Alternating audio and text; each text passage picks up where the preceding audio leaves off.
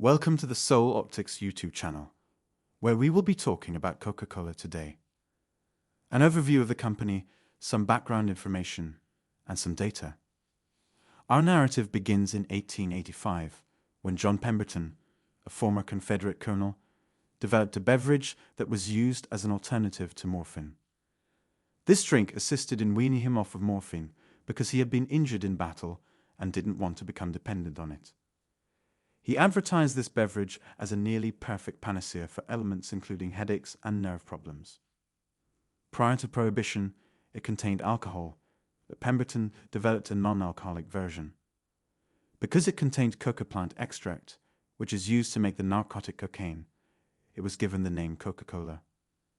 Even though it was in a lot of other medicines at the time, there wasn't much cocaine around in the beginning. By 1929, all traces of cocaine had been eliminated. Some of the movies I've put here are from an episode of Drunk History on Comedy Central that talks about this event. Back to the beginning, then. It becomes a little perplexing once Pemberton invented Coca-Cola.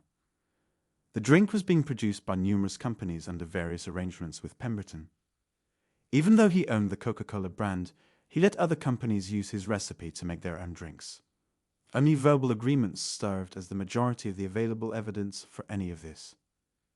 A businessman by the name of Asa Candler eventually bought the recipe and the moniker, which is how Coca-Cola gained notoriety and went on to become the city of Atlanta, Georgia's mayor.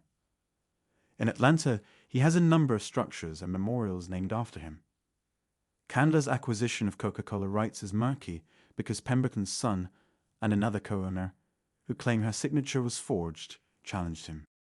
It's difficult to know for sure what actually transpired, but one story, possibly an urban legend, claims that Candler purchased the rights from John Pemberton's widow at his funeral in order to prevent the younger Pemberton from objecting. Let's put this drama behind us. Coca-Cola started to be bottled in the South after Candler hired a Tennessee company to do so. Coca-Cola's main office is still in Atlanta, where Pemberton dreamed of and began selling the syrup.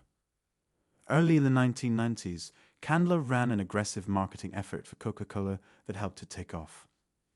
In 1935, Coca-Cola was able to make kosher drinks, which made them easier for people to buy.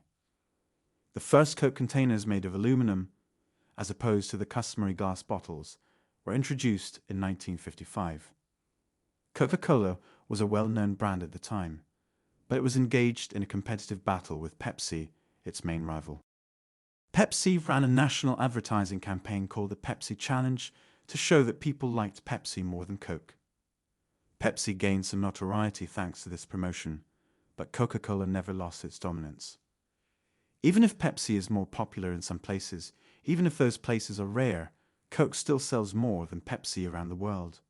Coke's popularity led to the creation of Diet Coke, Cherry Coke, Coke with lime, and other drinks.